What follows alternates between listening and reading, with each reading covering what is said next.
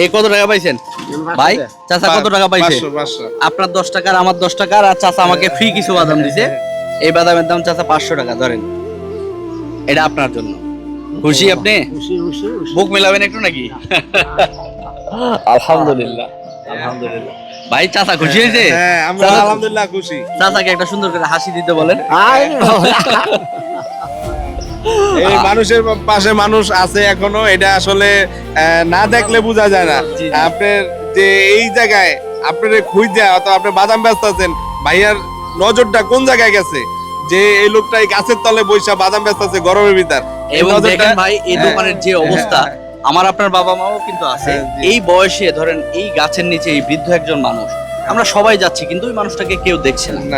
এই যে আপনি যে দেখছেন এটা আল্লাহ তাআলা, আল্লাহ সব উপর আল্লাহর ইচ্ছা। চাচা তাহলে আপনার ছুটি, আপনি তবলি তবলা গুছায় ফেলেন, আজকে বাসায় চলে যান, ছুটি দিয়ে নেন। হ্যাঁ ভাই তাহলে চাচাকে ছুটি দিলাম, দোয়া করবেন আমাদের জন্য। হ্যাঁ জি, আসসালামু আলাইকুম। জি আপনারা ভালো থাকবেন, আবার দেখা হবে ইনশাআল্লাহ। সাদিক ভাই। জি জি।